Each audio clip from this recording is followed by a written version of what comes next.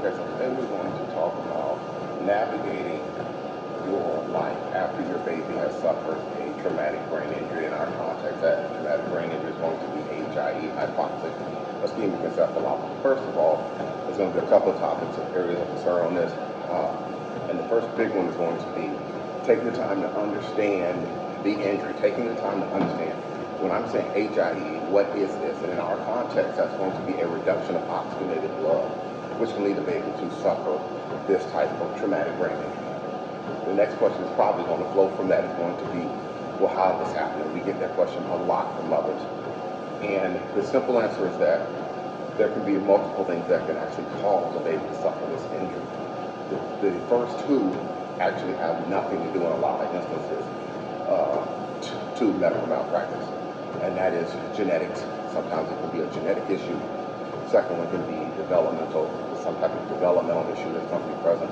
And the third one is going to be birth trauma or negligence, medical malpractice.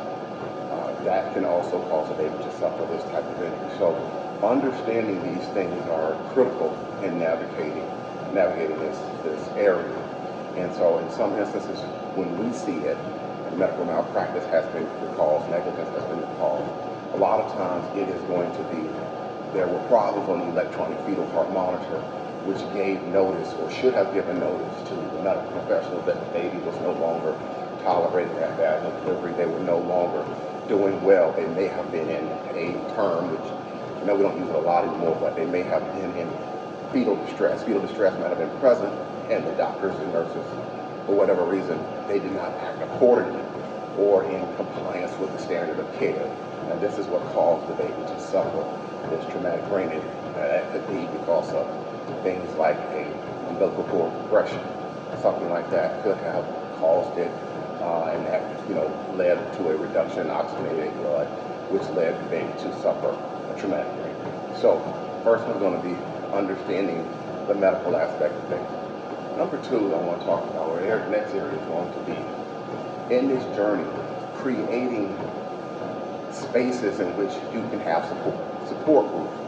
These types of support groups they can happen a lot of ways. Now we're in the age of the internet and social media that allows for a lot of people in different places to be able to meet up and discuss things, discuss issues that are common to everybody. So it's okay to go ahead and find support groups. This can be, like I said, either social media pages or channels or areas, whatever, that deal with these types of issues. And you can find support with like-minded people.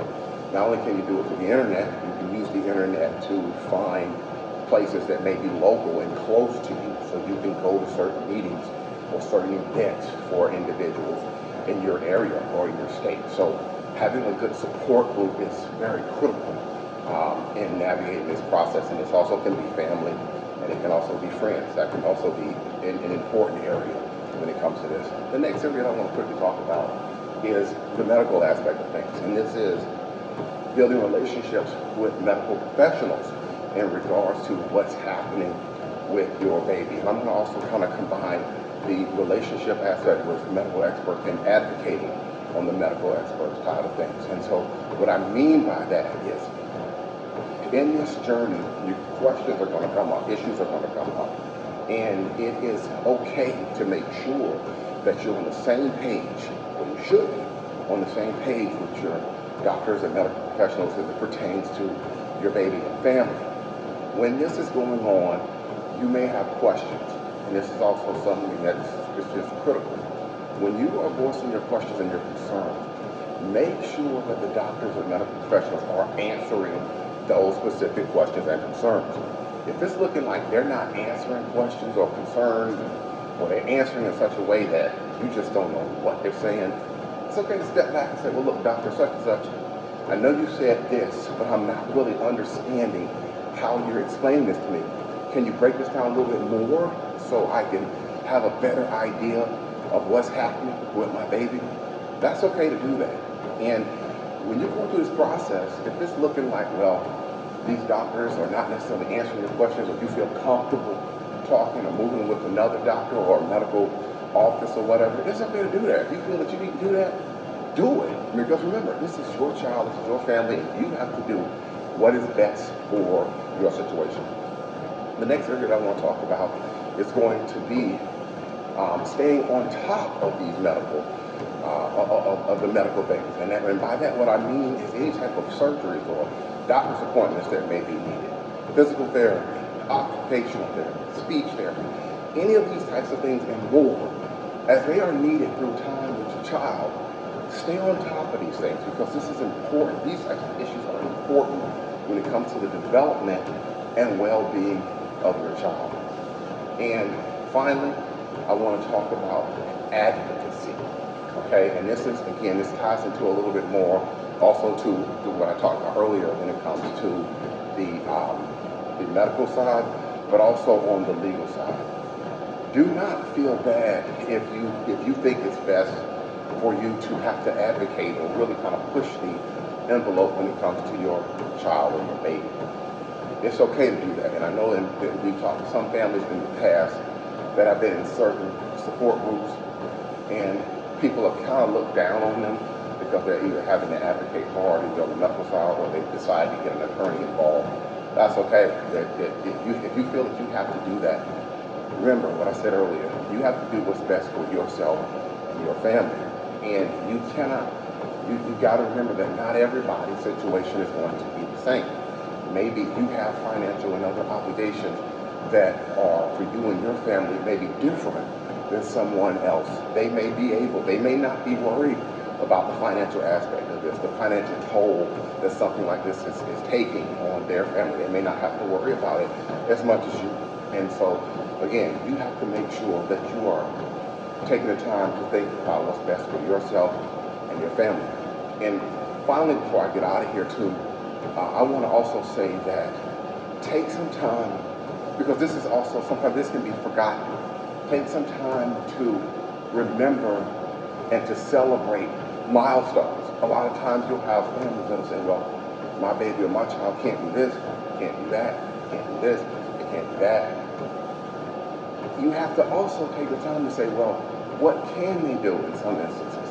If they are hitting milestones, no matter how small or how big, if they're hitting milestones, celebrate the milestones, because that is something that is it's important, especially as it relates to the development of your child and then moving into the future. Celebrating milestones is something that we need to make sure that we're taking the time and we're remembering those things. I had one family tell me that their baby had never really moved their left arm. Never really did that before. But now they are moving, the baby's moving their left arm. That's a big deal. That's something that families can wrap around and can get in line with and support. These are big things that happen. So remember, take the time through this journey as you're going through, as certain milestones are being hit. Like I said, no matter how small, it could be, maybe your baby is now tracking a little bit better with their eyes. It doesn't matter how small the milestone, celebrate that milestone and take joy in the fact that your child or your baby has reached that mark. And one more thing before I get out of here, because this kind of just came up as I was thinking, going and talking with you guys today about this. And this is specifically, I know families can go through this, but a lot of this is for the mother. There's going to be days that are going to be good, and there are going to be days that they're not going to be so good, especially early in this process when things are pretty fresh. It's okay to feel these emotions. You're going to feel a lot of emotions. I've been doing this long enough that I've talked to a lot of families, a lot of mothers about this. And in my experience, mothers are going to feel a lot of things. And just understand that and just keep going. Like I said, today may not have been the best day, but maybe tomorrow will be a little bit better. So don't give up and don't feel that, that something's wrong because you've got all these emotions going through. That is something that's going to happen. Having a baby that suffered an HIE injury is a traumatic event. Not only is it traumatic, I've said this before, not only is this thing traumatic for the baby, but it's traumatic also to the family, to the parents, to the siblings. to the grandparents, to the aunts, the uncles, the cousins. These types of events, they can hit the entire family. So it's okay to, and you should understand that there are going to be a lot of emotions that you are possibly going to feel going through something like this. I know this video was a lot different than what I generally talk about, but this is something that I think is also extremely important for families that are going through this, navigating this type of HIE injury, navigating and going through this journey. Because you have more questions, maybe you have questions as to what I talked about earlier, the cause of the injury. Maybe you're wondering, okay, was this something that the doctors and nurses, the hospital, was something that they caused, or was this something that was caused by, genetics or developmental, whatever it may be? Get your cell, there's a telephone number down below.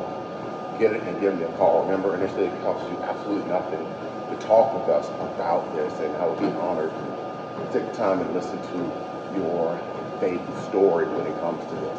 When you contact my office, just make sure that you remember to pick a good date and a time to get on our calendar and talk with us about what's going on with your child.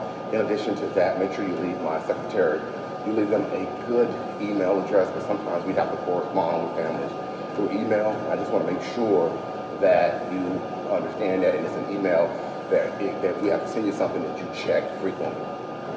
One more thing before I get out of here, I practice law here in the state of Maryland, and I know from time to time I have individuals who will contact me. They are not in the state of Maryland, they are in the United States, but they're not in Maryland. If that is you, just understand that we have to use what we call co-counsel or local counsel, in other words, an attorney in your state. That's something that we can look to help to work with you on, but I just want to make sure that you understand that co-counsel or local counsel aspect of things if you are not here in the state of Maryland. All right, that's going to be it for today's quick educational video. Thanks for watching me as I go through my workout today on this treadmill. My name is Marcus Boston, and I'm a childbirth and medical malpractice attorney practicing law here in the state of Maryland at Boston Law Group LLC. And we'll talk with you next time. Take care, guys. Enjoy the rest of your day.